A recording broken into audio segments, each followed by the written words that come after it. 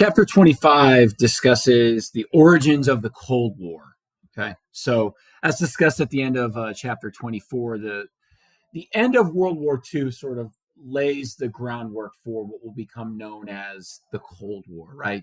This 40-year ideological struggle between the Soviet Union and the United States for what political and economic ideologies will dominate the globe, right?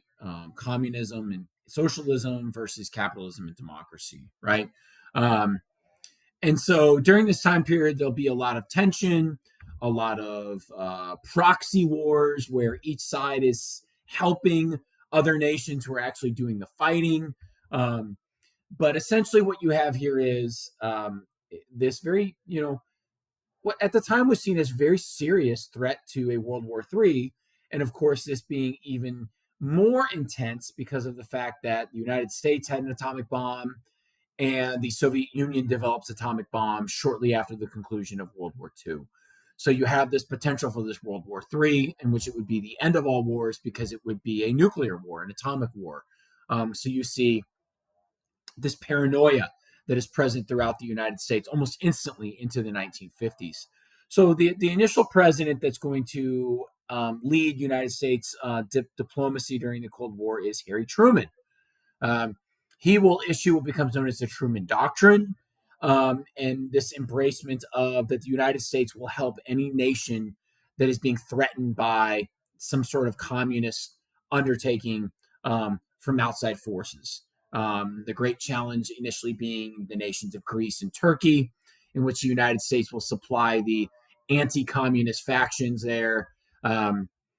Whether they're good or not, whether they are tyrannical and despotic and dictatorial or not, if they're not communists, they're seen as better than communists because there is the potential for reform amongst those regimes. Whereas the foreign policy, the State Department during this time has decided communists are beyond saving, but even the worst dictator could potentially be reformed. And that is the attitude that the United States will take throughout the Cold War. We see that with Korea. We see that with Vietnam. We see that with Afghanistan and many other places in which sort of very, very horrible regimes are supported just because they're not communist. Like the opposition to the Sandinistas in Nicaragua in the 1980s. But nevertheless, where did the United States come up with their policy of that we're going to support these non-communist regimes? Well, it comes from an individual by the name of George Kennan. George Kennan was an American diplomat to Russia prior to the World War II and the Cold War. And in a document in which he gives his opinion about how to win the Cold War, known as the Long Telegram, Kennan says, contain them. Contain the spread of communism and socialism, and eventually over time, it will die out because it's not a system that can work. It's a flawed system based on flawed principles that are contrary to human nature.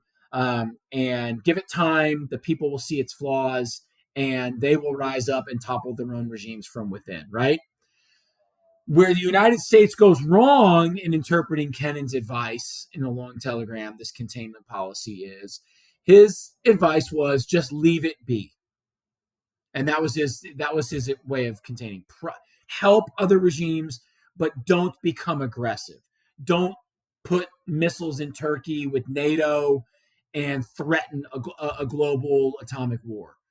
He said Russia has always been threatened from the outside. They're always very worried about being attacked or conquered from the outside. If you do that, you're simply going to play into that paranoia that they have, and you're going to cause a war. And that's in many different administrations during the Cold War, we would have this sort of antagonistic placing missiles in places, bellicose rhetoric, refusing to negotiate or meet with Soviet leaders. And that's where Kennan says we screwed up, because Kennan says, just leave them be. Don't make them feel like they're threatened. And so you'll see that throughout different instances, to sort of keep that in your mind as you look at these different conflicts. So on a larger scale, you have that going on with our foreign policy. Domestically, though, this paranoia, this concern over the Cold War will play into a lot of things that happen here at home.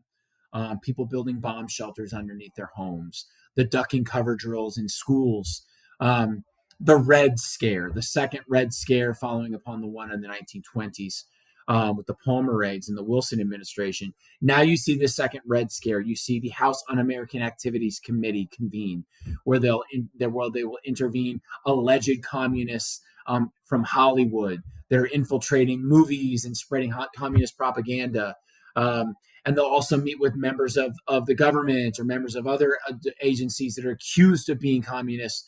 And here's where you see something known as McCarthyism, right?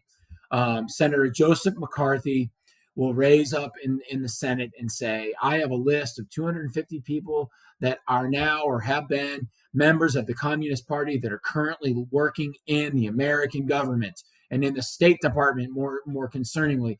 And Americans go, oh my God, the communists have infiltrated our government. They're destroying us from within.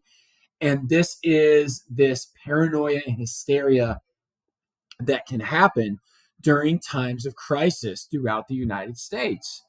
And this is one of the failures of the Eisenhower administration, is that the Eisenhower administration under President Eisenhower, who was the great champion, supreme commander of Allied forces in World War II, American hero, where instead of denouncing McCarthy and saying this guy's preying upon your fears to take down people, and by the way, McCarthy made the list up completely. It was completely bogus, and it ruined people's lives. He said the best way to deal with McCarthy is just to let him be and not even acknowledge what he's doing because he's out of line. No, as the chief of state, you need to say, this is wrong, this is unfounded, this is a witch hunt, and this guy needs to be shut down. But instead, silence sometimes can speak more than speaking out, and that was one of the failures of the Eisenhower administration.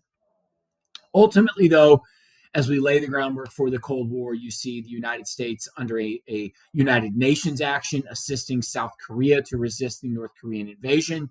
And then ultimately you see the fall of China to communism under Mao Zedong, their communist dictator, aligning China with the Soviet Union, giving, the communist sphere a large sphere of influence and cutting the United States out of China. For economic and diplomatic reasons. And this will create a very tense sort of decade of the 1950s.